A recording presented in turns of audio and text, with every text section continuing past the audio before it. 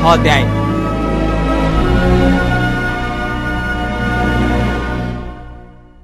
अब हामी के भनौं?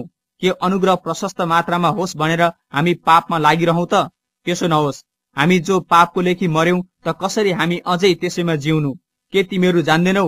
हामी सबै जतिले येशू ख्रीष्टमा बप्तिस्मा लियौं उहाँकै मृत्युमा बप्तिस्मा लिएका थियौं। यसकारण बप्तिस्माद्वारा हामी मृत्युमा उहाँसँगै गाडियौं, ताकि जसरी पिताको महिमाद्वारा ख्रीष्ट मरेकाहरूबाट जीवित पारिनुभयो त्यसरी हामी पनि नयाँ जीवनको मार्गमा हिँडौं।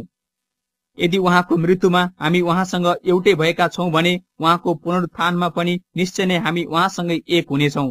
हामी जान्दछौं कि हाम्रो पुरानो मनुष्यत्व उहाँसँग क्रुसमा टागियो, ताकि हाम्रो पापमय शरीर नाश होस् र अब उसो हामी पापका कमारा नहौं, किनभने जो मरेको छ त्यो पापबाट मुक्त भएको छ। तर यदि हामी ख्रीष्टसँग मरेका छौं भने त उहाँसँग जिउने पनि छौं भन्ने विश्वास गर्दछौं।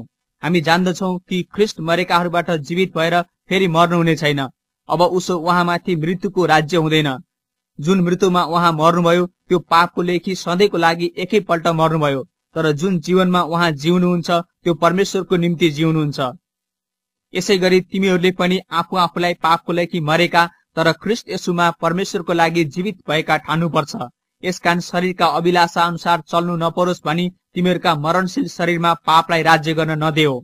आफ्ना शरीरका अंगहरू दुष्टताका साधनको रूपमा पाप गर्नलाई समर्पण नगर, तर मृत्युबाट जीवनमा ल्याइएका मानिसहरू जस्तै आफैलाई परमेश्वर कहाँ दिइहाल र शरीरका अंगहरूलाई धार्मिकताका साधन जस्तै परमेश्वर कहाँ समर्पण गर, किनकि पापले तिमीहरूमाथि राज्य गर्ने छैन, किनकि तिमीहरू व्यवस्थाको अधीनमा छैनौ तर अनुग्रहको अधीनमा छौ। अब के हामी व्यवस्थाको अधीनमा छैनौ तर अनुग्रहको अधीनमा छौ भनेर पाप गर्ने त? कदापि होइन। के तिमीहरू जान्दैनौ? आज्ञाकारी कमराको रूपमा आफैलाई जस कहाँ समर्पण गर्छौ, जसको आज्ञा तिमी पालन गर्छौ त्यसको कमरा पनि हुन्छौ, कि त मृत्युतिर लाने पापको कमरा अथवा धार्मिकतातिर लाने आज्ञाकारिताको। तर परमेश्वरलाई धन्यवाद होस् कि तिमीहरू जो एकपल्ट पापका कमरा थियौ अब जुन शिक्षाको नमुनामा तिमीहरू सुम्पिएका थियौ त्यो हृदयले पालन गर्ने भएका छौ। तिमीहरू पापबाट मुक्त गराइएर धार्मिकताका कमरा बनेका छौ। तिमीहरूमा रहेको मानवीय कमजोरीको कारणले म तिमीहरूले बुझ्न सकिने भाषामा बोलिरहेको छु, किनकि जसरी तिमीहरूले एकपल्ट आफ्ना अंगहरूलाई अशुद्धता र झनझन बढी अपराधका निम्ति समर्पण गर्यौ, अब त्यसरी नै पवित्रकरणको निम्ति आफ्ना अंगहरूलाई धार्मिकताको निम्ति समर्पण गर।